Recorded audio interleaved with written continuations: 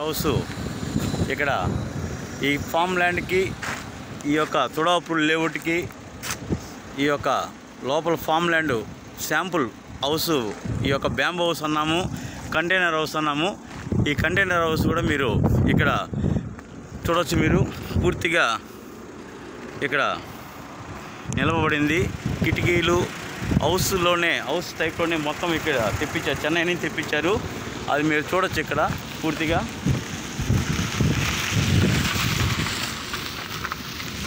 So house మోడల్లోనే మీకు ఇక్కడ ఈ లోపలే కూడా బాత్రూమ్ సిస్టము, వీటికి పైప్స్ ఇవన్నీ కూడా, అలాగే ఎగ్జిస్ట్ ఫ్యాన్ కానీ డాబా లాగా మొత్తం లోపల ఇంటీరియర్ మొత్తం కూడా టోటల్ ఇల్లు లాగా ఉంటుంది.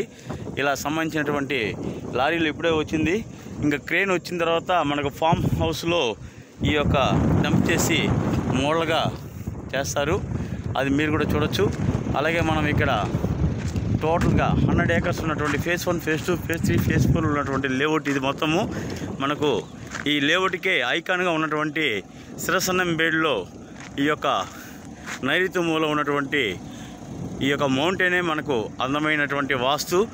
ఇక్కడ శివుడు అంశమైనటువంటి ఈ యొక్క సిద్ధలయ్య స్వామి నిలవే ఉన్నటువంటి ఈ యొక్క